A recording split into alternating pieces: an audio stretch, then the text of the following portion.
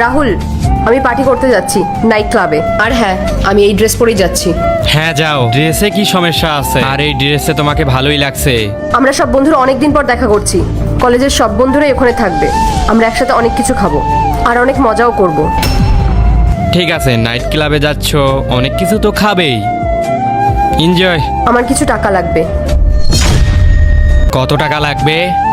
ওই 40,000 টাকার মতো।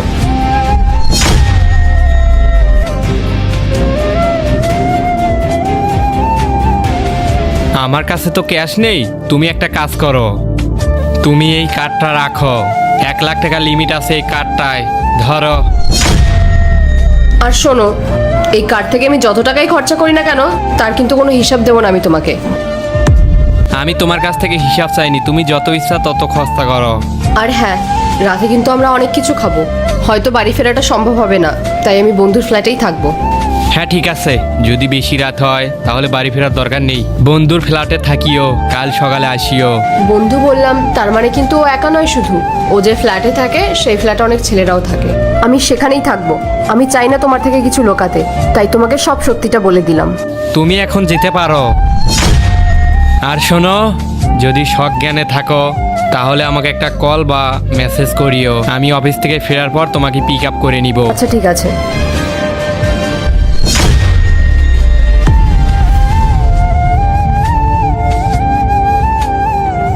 দূর, আমি আমার হাজবেন্ডকে নিয়ে আর চলতে পারছি না। আজকে আমি দেখবো তোমরা আল্লাহকে কতটা ভালোবাসো। তোমরা যদি আল্লাহকে ভালোবেসে থাকো তাহলে ভিডিওটি লাইক করে চ্যানেলটি সাবস্ক্রাইব করে দাও। আর তোমরা যারা লাইক সাবস্ক্রাইব করবে না তাহলে আমি বুঝবো তোমরা শয়তানকে পছন্দ করো। কি হয়েছে? তুই আমাকে বল যে কি হয়নি। আমি এরকম একটা ড্রেস পরে আছি, এই ড্রেসটা পরে আমি আবার নাইট ক্লাবে যাচ্ছি। ওর কাছে যখন আমি টাকা চাইলাম খরচা করার জন্য, ও আমাকে পুরো এই ক্রেডিট কার্ডটা ধরিয়ে দিল। ও বলল যে আমি যত খুশি খরচ করতে পারি।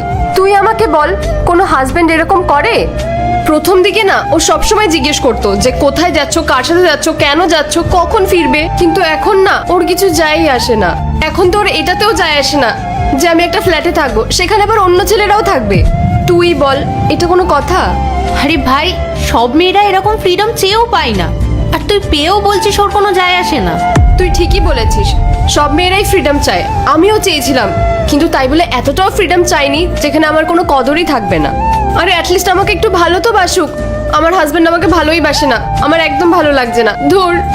আচ্ছা, তুই আমাকে একটা কথা বলতো, তুই কি কখনো তোর হাজবেন্ডকে মানসিকভাবে আঘাত করেছিলিস?